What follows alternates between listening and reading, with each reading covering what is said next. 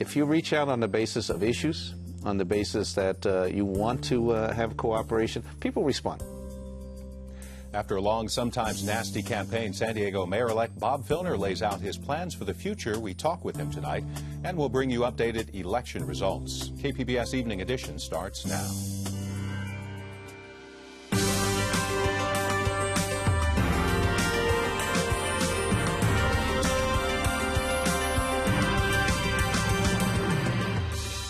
KPBS Evening Edition is made possible by Joan and Erwin Jacobs and by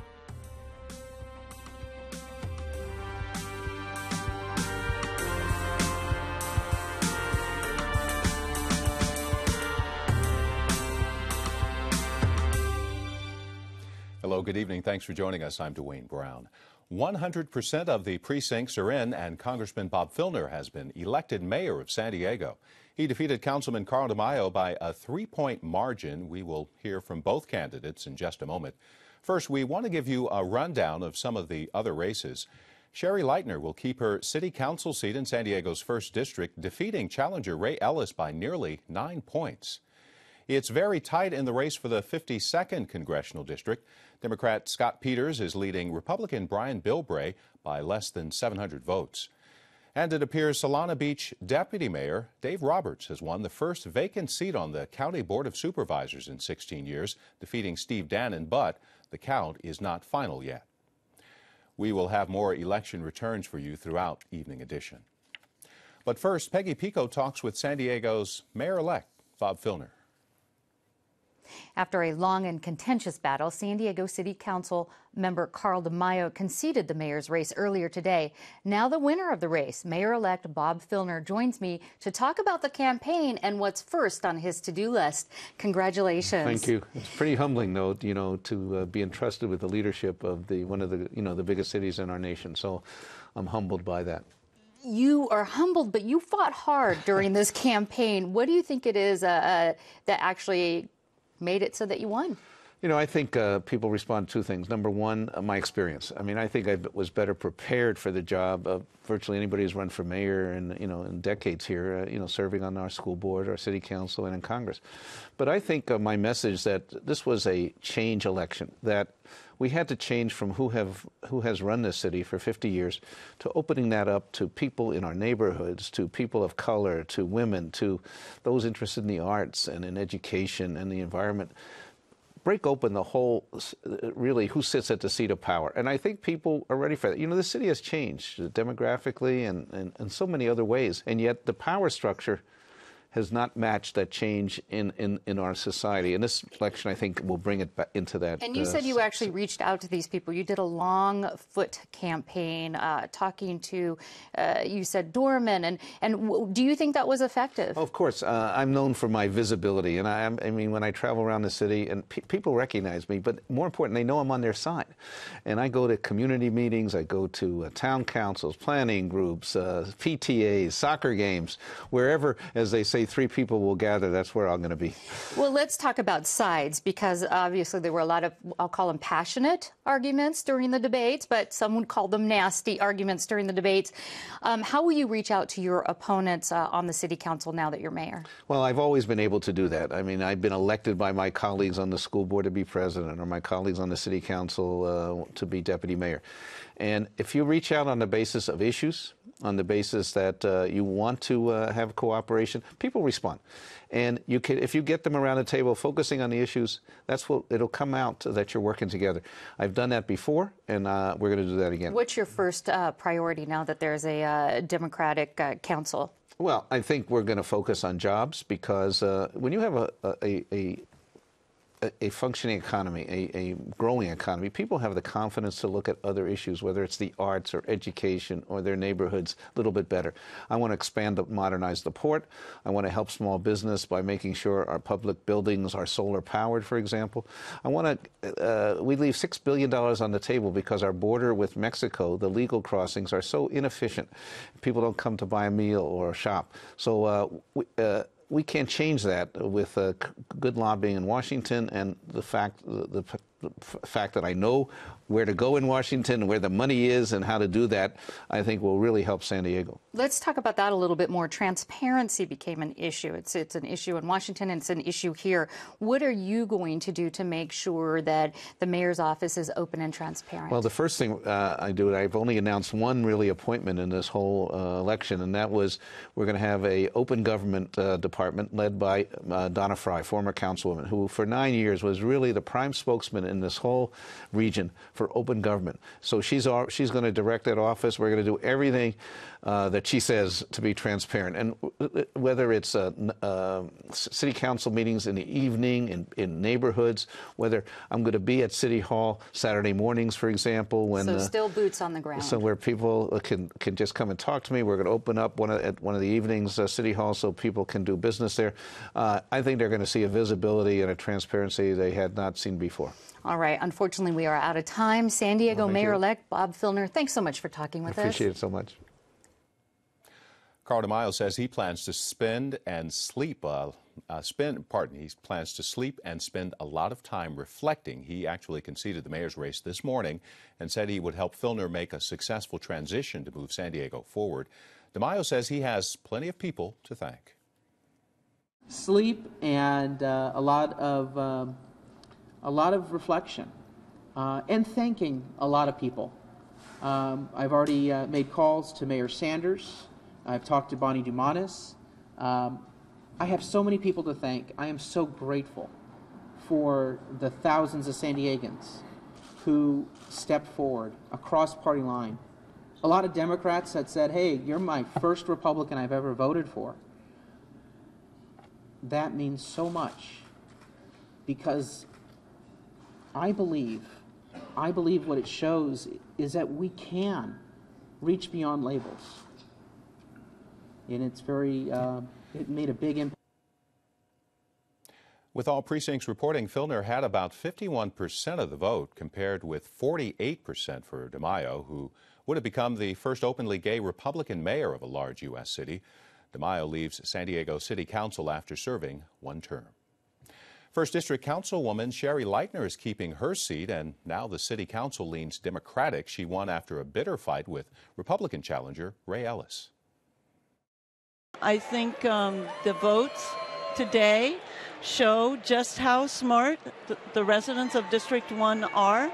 They do appreciate my record of service to the community, and they have paid attention to the truth of this race and not the unbelievably well-funded smear tactics that have been used. It's a tight race to win San Diego's redrawn 52nd congressional district, with less than 700 votes separating the two candidates. Democrat Scott Peters appears to have unseated Republican Brian Bilbray. Both national parties spent millions of dollars on attack ads. In a district evenly divided among Democrats, Republicans, and declined to state voters, but Bilbray isn't conceding defeat. Regardless of who gets sworn into office for the 52nd congressional seat in January, there is work that needs to be done now. America has been waiting 2 years for the Senate of the United States to finally take on some issues, and the House of Representatives has to work with them. And the people have said, look, Washington, get the job done with what you got and who you have there. And like it or not, we have a challenge that in the next 2 months, we must get done what should have been done in the last 2 years. That is quite a challenge. I've always worked with everybody, whether it's building downtown or cleaning up beaches and bays or finishing Highway 56, expanding the convention center. It's an attitude that you take that, listen, I'm not gonna discount what you say just because you're in the other party. I'm going to think about how we can solve this problem together. Because as Americans, we have a lot of places we want to go that we can agree about. We just sometimes disagree about how to get there. And I think it's an attitude that you take. It's something I think we've developed in San Diego. We count on in San Diego and expect it here. We could take that to Washington. It's unclear if the remaining provisional ballots might change the outcome. Peters, a San Diego Port Commissioner, spent $2 million of his own money in the campaign. He currently leads Bilbray by 685 votes. A very clear result for Senator Dianne Feinstein. She was reelected with 61% of the vote. Feinstein has represented California in the Senate for 20 years. Students at California state universities are in for tuition refund checks after approval of Proposition 30, 54% of the voters said yes to Governor Jerry Brown's measure intended to raise money for education. It raises the sales tax by 1/4 cent for 4 years and income taxes on wealthy residents for 7 years. Voters soundly rejected a competing measure, Prop 38. It would have raised income taxes for nearly everyone on a sliding scale for 12 years. Governor Brown says Prop 30 is a resounding victory for California schools. I would tell people that instead of the state borrowing hat in hand from our school districts, which reached $9 billion, we're going to stop all that. We're going to have enough money to fund the schools as our Constitution requires. So we're not going to see the $5.5 billion of cutbacks to kindergarten through 12. We're not going to see the big cutbacks in higher education. And going forward, we're going to see about $2,500 per student going into our schools in California over the next 4 to 5 years. Peggy Pico has more on the governor's tax measure and a school bond approved in San Diego. Proposition Z was among 11 school bond measures in San Diego County. It passed with 60% of the vote. Statewide, voters also said yes to Prop 30, Governor Brown's initiative to fund schools by raising income taxes on the wealthy and with a temporary sales tax. Here to talk about what happens next is KPBS education reporter Kyla Calvert. Kyla, thanks for joining us. My pleasure. Remind us of what would have happened to schools as far as school cuts go if Prop 30 hadn't passed. Well, it would have varied from district to district. In San Diego Unified, they would have cut 14 school days from the school year this year. That's on top of 5 school days they've already cut. So that would have brought the school year down to 161 days for San Diego Unified students, which is it used to be that the minimum for the state was 180, so that's almost a month of school time they would have lost. There were other districts that were looking at cutting 11 days, Sweetwater, Vista, Grossmont was looking at cutting 6 days. So really it's a loss of school time that they would have had. Kids can't rejoice on that anymore because it has not been cut. No, they will have to go to class. They will have to go to class. Prop 30 will also raise $6 billion, will raise $6 billion a year beginning in January through these temporary increases on people who earn more than $250,000 a year, and also by 1/4 cent temporary sales tax. How will schools spend that $6 billion a year?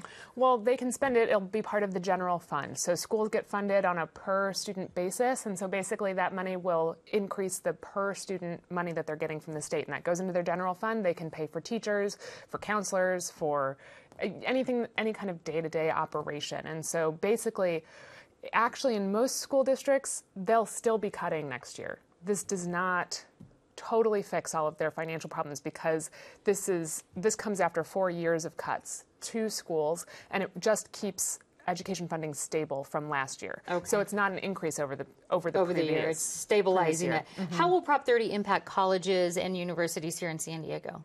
Well, the community college representatives that I've spoken with today say that they're going to be restoring course sections. So San Diego Community College District, for instance, has more or less eliminated all of their summer courses. They've cut course sections during the school year. They're going to be bringing back about 200 course sections. Grossmont Cuyamaca is going to be bringing back about 300. So they'll be able to serve more students. In San Diego, the Community College District is serving 30,000 fewer students than they were in 2007. Okay. And what about a San Diego Unified School District bond, $2.8 billion, Prop Z, easily won? Whose property taxes are going to be raised for that, and where will that money be spent? Well, that's for property owners in the San Diego Unified School District. So that's most of the city of San Diego, but there are some parts of the city that sort of fall into other school districts. It's like $60 or $66 per $100,000 of value to the property, assessed value to the property. And that money goes toward not day-to-day operations. It goes toward infrastructure spending, repairs, constructing new buildings, fixing old buildings, maintenance. It's investing in long-term projects. Okay, so we're kind of covered with both of these, at least to stabilize. That's exactly what Board Trustee Richard Barrera was saying, that the state's putting up more money for the day-to-day operations. The people of San Diego have agreed to support infrastructure, and so he really sees stronger schools. All right. KPBS education reporter Kyla Calvert, thanks so much for talking with us. Thank you.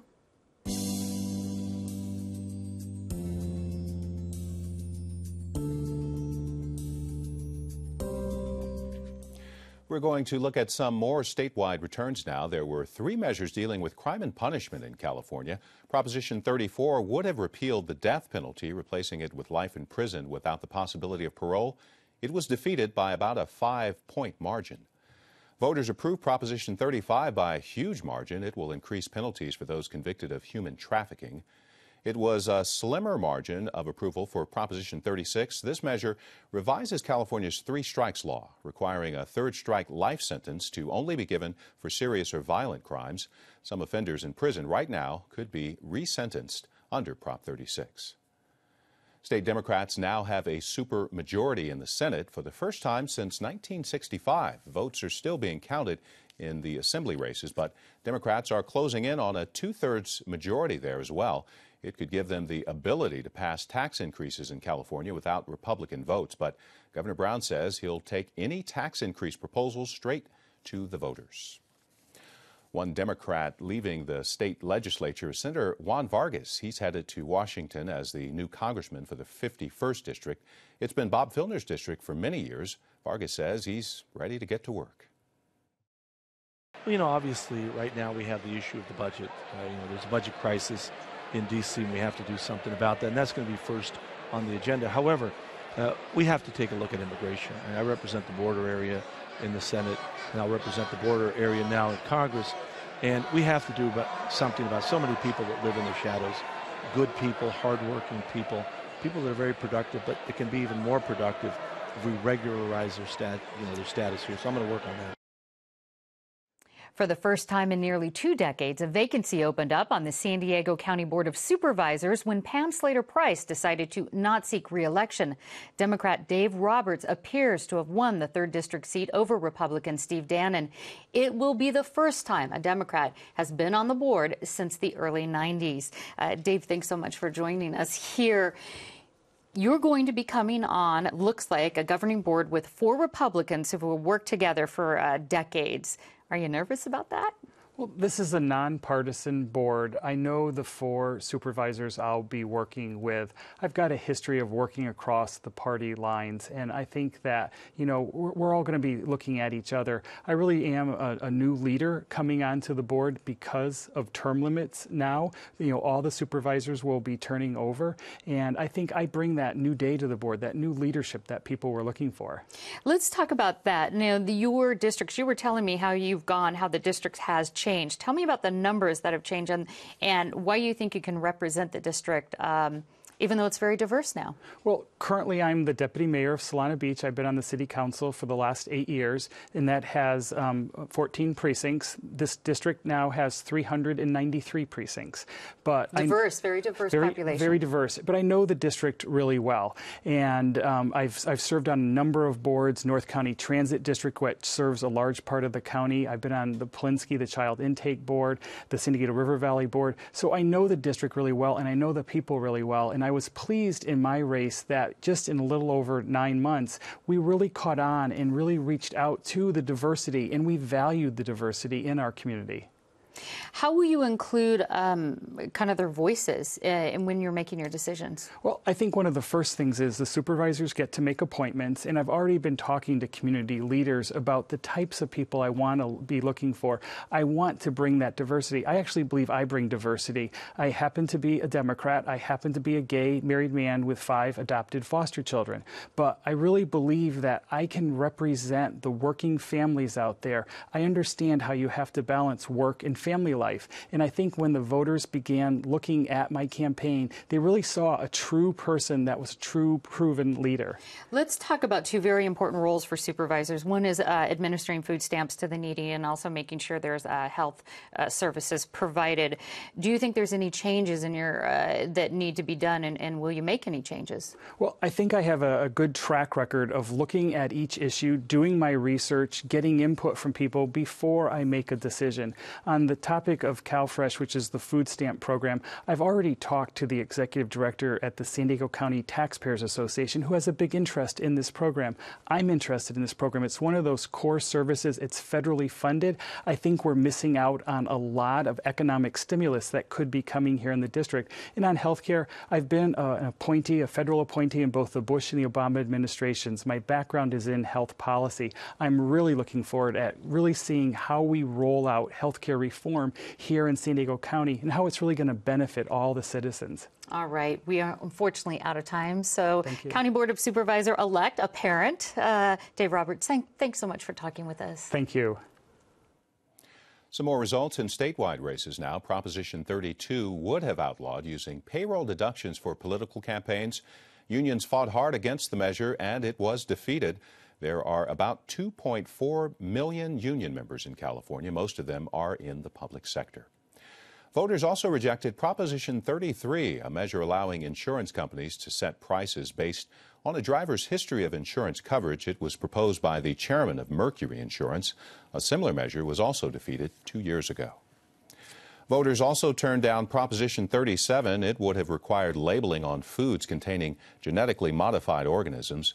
Opponents of the measure said it was too costly and had too many exceptions. Proposition 39 changes the tax rules for out-of-state businesses. They'll have to calculate it based on sales. Voters approved it.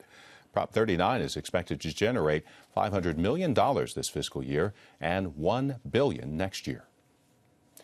Medical marijuana advocates put measures to regulate dispensaries on the ballot in 4 cities: Del Mar, Imperial Beach, Lemon Grove, and Solana Beach, but all 4 measures failed. The Del Mar proposal got the most yes votes. Solana Beach voters were the most opposed. It's been a very long and sometimes bitter campaign season. Peggy Pico has some perspective on what it all means. It was a good night for Democrats throughout the nation and in San Diego. Here to analyze our local election results is Carl Luna, professor of political science at San Diego Mesa College. Carl, thanks for joining us. What a night last night. Golden Hall, as we talked about, was completely packed. The energy was high. Bob Filner, the new mayor, Scott Peters is ahead in the 52nd congressional race. City Councilwoman Sherry Leitner saved her seat. And for the first time in 2 decades, it looks like there's going to be a Democrat on the county board. Question to you in analyzing these results is why such success with the Democrats? Well, it's shifting demographics to begin with. San Diego used to be a true red city. It's now, if not purple, I think it's just downright blue. You look at the demographic base for the Democratic Party: younger voters, voters of color, Hispanic voters, college-educated voters. This is where Democrats do well, and there are just more of them than there used to be Republicans. Republicans used to be able to make up for that with a higher turnout. This election shows even that isn't a winning combination. Let's talk about that turnout with mayoral candidate Carl DeMaio, because typically the early mail-in ballots tend to skew toward conservatives, toward Republicans. What happened there with him and those ballots? When I saw the initial ballot count that came out at 8 o'clock, a little bit after, from the mail-ins, only had him up by about a percentage point or so. I thought that was a bad sign for him, because you want to be up 5-6%. Republicans need to front load because later voters tend to break Democrat. Okay, so let's talk about what these wins, these Democratic wins, means to San Diegans as far as how the city council governs and sort of how we move forward now that we have all these new people in place. Well, you got a majority Democratic city council and a Democratic mayor, first time ever in history. Dare I say, in this city, it's earth-shaking for fear that it actually, we get one. It's going to bring on a lot of constituencies that often don't make it into the down crowd interests. One of my own complaints about city government is often it acts as if the city ends around the airport, around Petco Park, and some around Balboa Park. The neighborhoods may get more voice downtown, and municipal workers are going to get a better deal than they would under a DeMaio administration. If Scott Peters wins, San Diego will have a 3 of 5 congressional representatives who are Democrats. Will that have any sort of impact locally? Locally, what you see is Democrats in San Diego, or Congress becomes a launching ground for higher level statewide office, for Senate and the rest. So you got a bigger pool of Democrats for higher office. In terms of Washington, this time around it doesn't really matter. It could well be, though, 2014, you get a switch to Democratic control, and then our people who are Democrats in San Diego would be able to get a higher voice for San Diego, more money coming back home. What surprised you most about the outcome of this election, if anything? I thought that Mr. Filner would win, and he pulled that off. I thought Sherry Leitner was going to lose. I was surprised she won. I was surprised that Mr. Roberts won on the Board of Supervisors. I was surprised how broad the Democratic win was and how the Republicans are losing traction in the city and have to retool their message to stay viable. Let's briefly talk about proposition, so the death penalty reform. That was surprising to me. Everybody I talked to on both sides of the table said, oh, no, we're for that. Did that surprise you at all that that didn't pass? No, if you look at the death penalty, it's a constant downward trend. It used to be 80% support, 70%. Now it's in the 50s. At some point, that will probably change. That's one of those moral, I vote for it because I feel this is what should be done. Practically speaking, we don't execute much in California. All righty. Political science professor Carl Luna, thank you so much for talking with us. We are out of time. Thank you very much. Recapping tonight's top story, Congressman Bob Filner has been elected the next mayor of San Diego after a bitter partisan campaign. He told KPBS he plans to reach across the aisle to move San Diego forward. Councilman Carl DeMaio struck a similar note in his concession speech today, promising to help Filner with the transition. With the campaign over, DeMaio says he plans to sleep and spend a lot of time reflecting. As we mentioned earlier, the absentee and provisional ballot counts could make a difference in some races, including the 52nd congressional district race and the vacant seat on the County Board of Supervisors. We are keeping the results updated on kpbs.org/election.